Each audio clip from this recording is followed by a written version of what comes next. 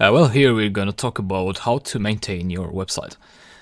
And by maintaining your website, I don't mean you have to go to your website every day to check your files and see if it's running or not.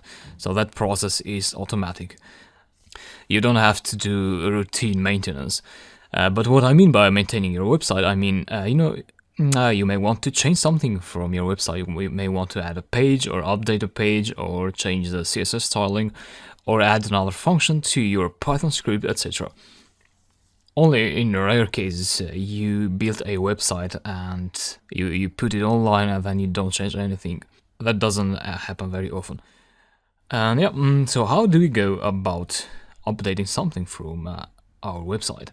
Well, now our files are both in our local file system, so which is here in this directory, but they are also on Heroku. So if you want to change something, you'd first change that in the local directory. For instance, let's say this is the about.html page, and what I would want to do is I want to add another line. So I'll paste that and let's write something. This was added later. Now the middleman here is Git. So Git serves the role to connect your local files to the Heroku server, which means now that you made a change, you can save your changes and then you can push the files again to Heroku. And actually, if you save the file now, Ctrl S, you'll see that in the Atom directory tree, the about.html file name was colored in orange. That means you haven't pushed the changes for that file. So in other words, the file is different from the file that you have on Heroku at the moment. But if you test your website on localhost now, you'll see this change. So let me do that. And before I do that, I would like to change something on the CSS file as well. So 060, save that. And you see that CSS is also colored in orange. So I'll save that and go to the demo directory, or shift right click.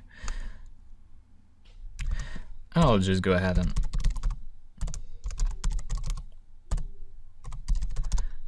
execute script 1.py using my virtual Python, so to say. Yeah, that is running. So just go localhost. And yeah, this is the web page. So about. Yeah, we have 2 lines now. This was added later. You can also see the change that I did in the CSS file. So now the text color is green. Sometimes you may not see the changes right away, the changes that you do to your CSS file. In that case, you want to press Ctrl R to clear the cache when reloading a web page. So we're talking about the localhost now. Yeah, once you see that the website is working well on localhost, so you make sure your website is working perfectly, then you upload the files to your live server. So you test things first in the development environment, which is my local computer, and then you push those changes to production. So yeah, I can go ahead and close this. And let's go ahead and now apply the changes to Heroku. So to do that, again, you would open a command line in the root directory, which is demo in my case. That's the directory where my Python file is located. Yeah, so you need to log in again, Heroku login. Enter your credentials.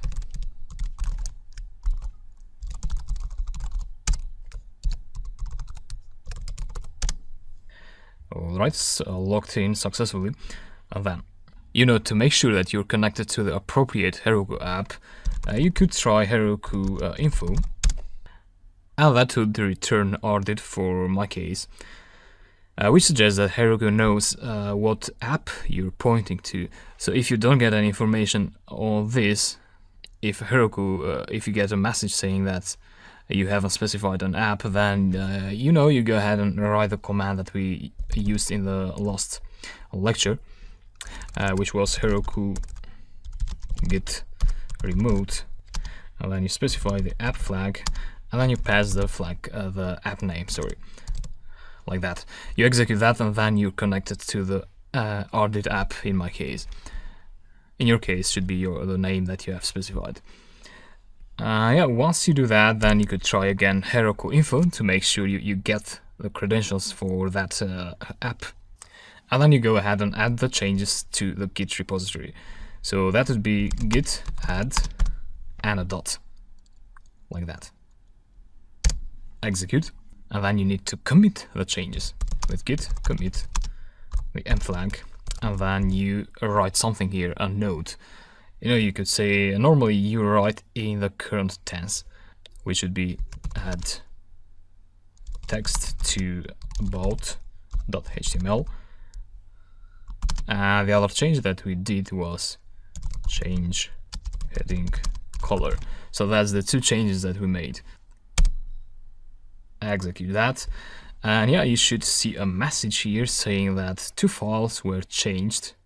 So we changed the about.html and the main.css file, and we inserted two pieces of information.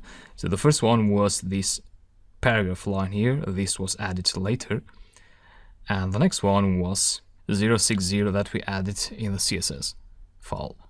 And we also deleted something, which was 444, so the previous color that we had for the heading.